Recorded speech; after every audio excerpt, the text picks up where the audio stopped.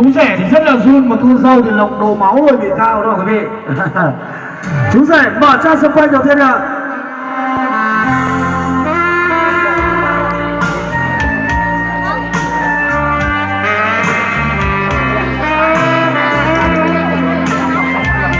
Chú rể sóc trai sân quay nào.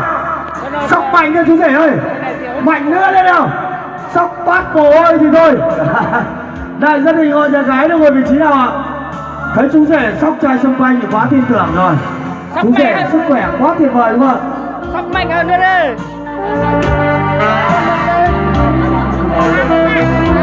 Cô dâu chú rể tay trong tay rót tràn thắp ly đi ạ. Rất tuyệt vời quý vị. Những dòng sắp quay nhỏ đang tuôn trào để chứng minh những tình cảm của A Chư và Mai Huyền.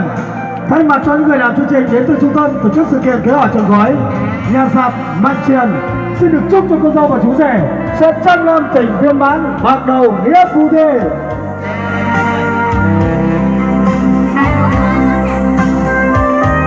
Xin được trân trọng kính mời chú rể bật trai sắp quay thứ hai ạ.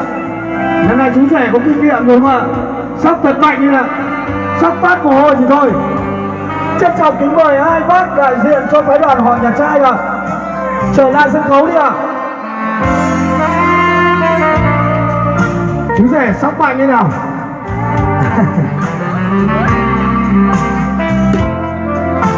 Cô dâu chú rể tay trong tay rót tràn thắp ly đi ạ.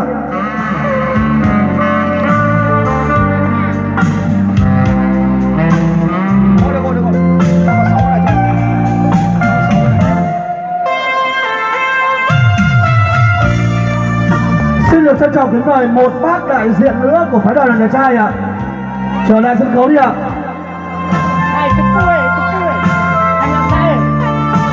Đại gia đình họ nhà trai đang ngồi vị trí nào ạ?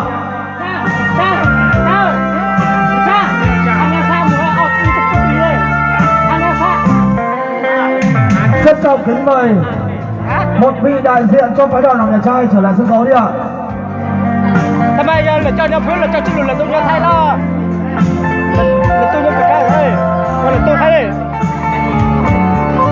Là tôi là cho sản xuất rồi là tôi là con là tôi thay đây.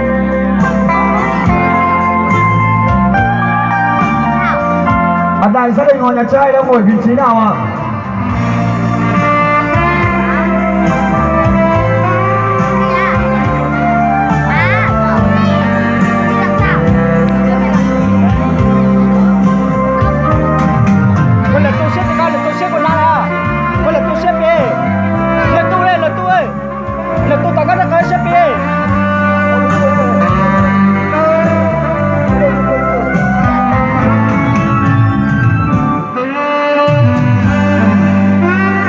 Xin được trân trọng kính mời chú rể sẽ lâng hai ly rượu hồng lên để kính bố mẹ vợ của mình ạ.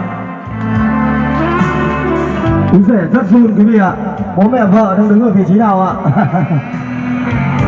Xin được trân trọng kính mời cô dâu sẽ lâng hai ly rượu hồng lên để kính hai vị đại diện của phái đoàn họ nhà trai ạ. Xin được trân trọng kính mời cô dâu và chú rể, chúng ta sẽ lâng hai ly rượu hồng lên và đứng vào giữa.